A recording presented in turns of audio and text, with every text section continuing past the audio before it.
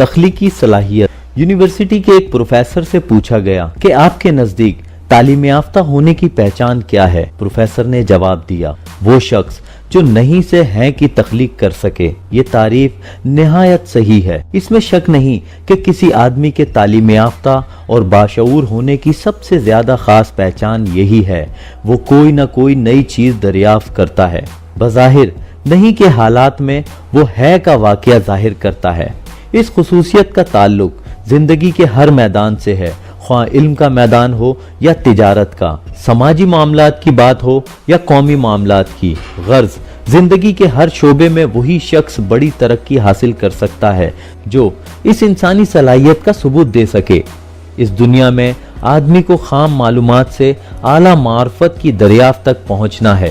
اس کو ناموافق حالات میں موافق پہلو دریافت کرنا ہے۔ اس کو دشمنوں کے اندر اپنے دوست کا پتہ لگانا ہے۔ اس کو ناکامیوں کے طوفان میں کامیابی کا سفر طے کرنا ہے۔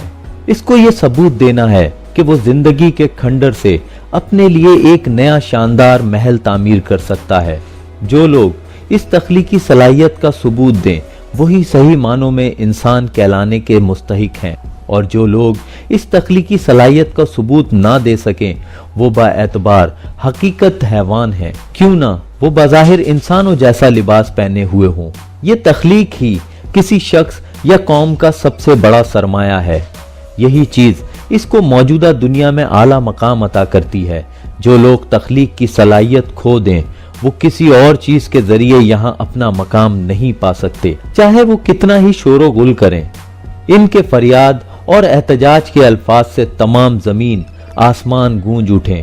وہ لاؤڈ اسپیکروں کا شور تو برپا کر سکتے ہیں مگر استحکام کا خاموش قلعہ کبھی کھڑا نہیں کر سکتے۔